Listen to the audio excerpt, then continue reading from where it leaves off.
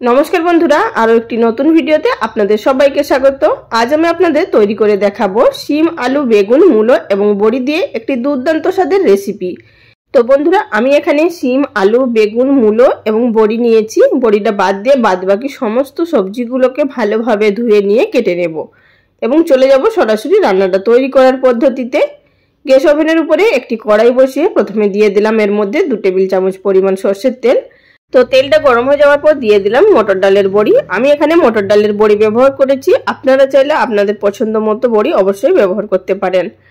তো লো ফ্লেমে থাকা অবস্থাতে বড়িটাকে আমাদের ভেজে নিতে হবে যতক্ষণ না কালার চেঞ্জ হচ্ছে। হাই ফ্লেমে ভাজবেন না, তা না হলে বড়িটা ভাজা হবে না আর পুড়ে যাবে। তো আমার এখানে বড়িটা ভাজা হয়ে গেছে, এবার এগুলোকে তুলে নেব।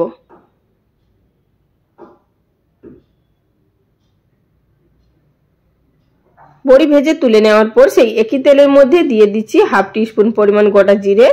আপনারা চাইলে এখানে জিরে ফোড়নের পরিবর্তে 5 ফোড়নও ব্যবহার করতে পারেন।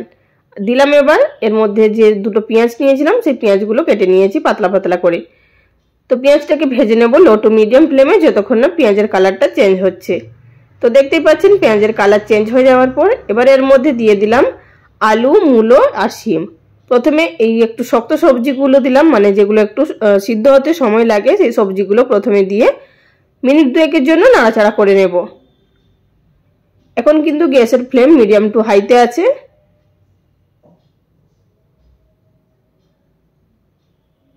মিনিট 2 মতো ভেজে নেওয়ার পর দিয়ে দিলাম এর মধ্যে হাফ টিস্পুন পরিমাণ হলুদের গুঁড়ো আর দিয়ে দিলাম স্বাদ অনুযায়ী নুন। নুনটা অবশ্যই নিজেদের স্বাদ বুঝে দেবেন। তো নুন হলুদ দিয়ে দেওয়ার পর ভালোভাবে নাড়াচাড়া করে মিশিয়ে নিলাম। তারপর এর মধ্যে অ্যাড করে দিচ্ছি কেটে রাখা বেগুন আর টমেটো। বেগুন এবং টমেটো দিয়ে দেওয়ার পর আবার এটিকে নাড়াচাড়া করে মিনিট 2-এর জন্য ভেজে নেব। মিনিট 2 মতো ভেজে নেওয়ার পর এবার গ্যাসের ফ্লেম একেবারে লোতে করে দিয়ে উপর থেকে ঢাকা চাপা দিয়ে এটিকে রান্না করে নেব যতক্ষণ না সবজিগুলো প্রায় 50% অবধি সিদ্ধ হয়ে যাচ্ছে। তো বন্ধুরা, এখানে সবজিগুলো প্রায় 50% মতো সিদ্ধ হয়ে গেছে। এবার একটু নাড়াচাড়া করে মিশিয়ে নেব এবং আপনাদের দেখিয়ে দিচ্ছি যে আলুটা কিন্তু প্রায় সেদ্ধ হয়ে গেছে। বাদবাকি সবজিগুলো প্রায় 50% মতো সেদ্ধ হয়ে গেছে।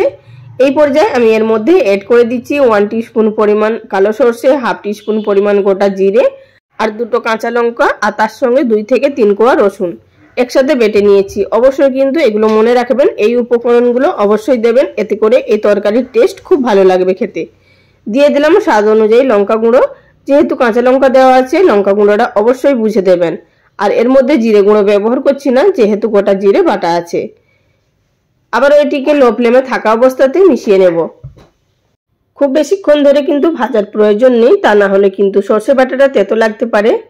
তো লো ফ্লেমেই অবশ্যই কিন্তু এটিকে ভাজতে হবে মিনিট 2-এর জন্য, এর বেশি কিন্তু ভাজা যাবে না। এরপর এর মধ্যে আমি গ্রেভির জন্য দিয়ে দিচ্ছি পরিমাণ মতো জল।